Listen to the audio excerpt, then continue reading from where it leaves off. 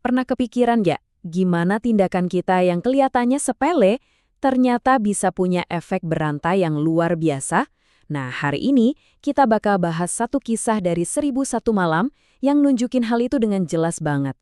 Ceritanya mungkin sederhana, tapi pesannya, dijamin bakal nempel di pikiran Anda. Nah, ini dia pertanyaan yang jadi jantung dari cerita kita kali ini.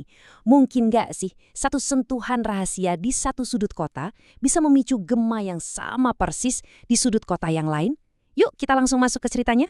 Coba deh kita bayangin suasana kota kuno Bukhara yang rame. Disinilah kita ketemu sama tokoh-tokoh utama kita.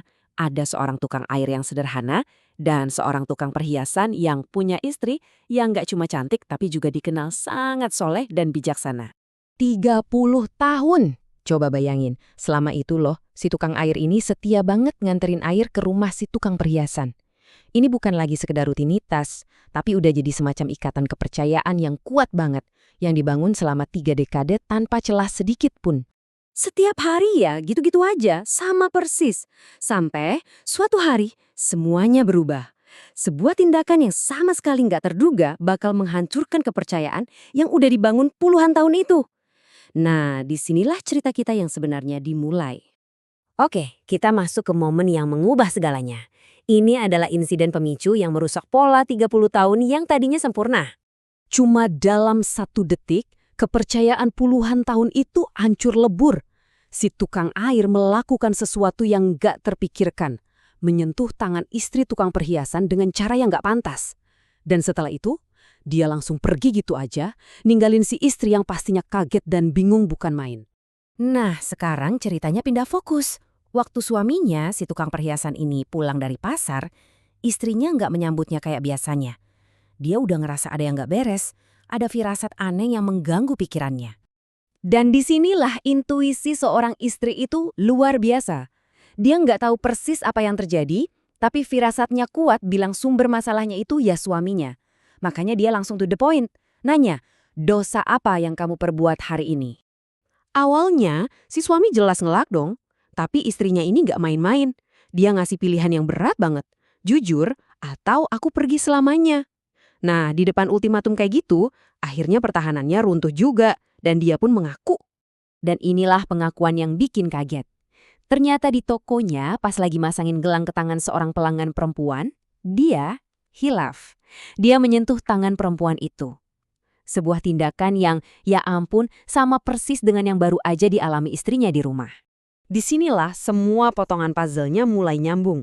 Kita bakal lihat gimana dua kejadian yang kelihatannya terpisah ini sebenarnya adalah cerminan yang sempurna satu sama lain.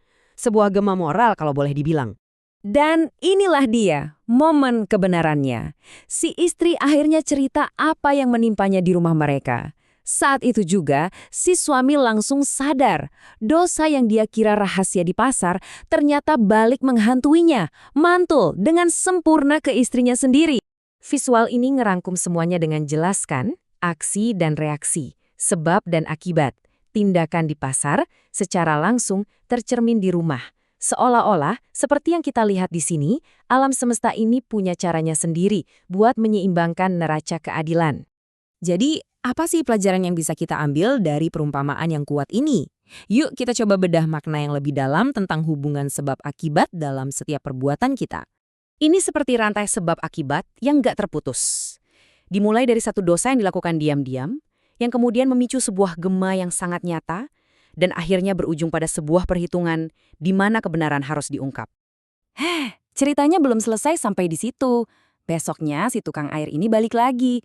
Dia nyesel banget, terus-terusan minta maaf dan ya, dia coba jelasin kalau dia itu kayak digoda sama setan di luar kendalinya. Dan disinilah kita lihat betapa bijaksananya si istri. Dia nggak cuma menyalahkan si tukang air, sebaliknya dia melihat gambaran yang lebih besar. Dia bilang, kesalahanmu itu bukan murni karena kamu, suamikulah penyebabnya. Dia paham kalau itu adalah gema dari dosa suaminya. Jadi, apa pelajaran utamanya? Ternyata nggak ada perbuatan yang benar-benar bisa jadi rahasia. Setiap dosa pribadi bisa aja kembali dalam bentuk penderitaan buat orang yang kita sayangi. Ini jadi pengingat yang kuat banget bahwa mungkin memang ada keseimbangan moral di alam semesta ini. Dan kisah ini ninggalin kita dengan satu pertanyaan pamungkas. Kalau setiap tindakan kita, sekecil apapun ternyata bisa menciptakan gema, riak seperti apa sih yang sedang kita kirimkan ke dunia luar sana? Sebuah pemikiran untuk kita renungkan bersama.